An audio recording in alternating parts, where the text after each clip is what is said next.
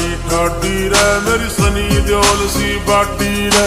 दूध दही का चस्का से एक पीला हाथ की काटी रे, पीला हाथ की काटी रे। ओ हवा बनाई ठाडी रे मेरी सनी देओल सी बाटी रे। दूध दही का चस्का से एक पीला हाथ की काटी रे। शान कसूती बैठक में आओ के खाट की, शान कसूती बैठक में आओ के खाट की।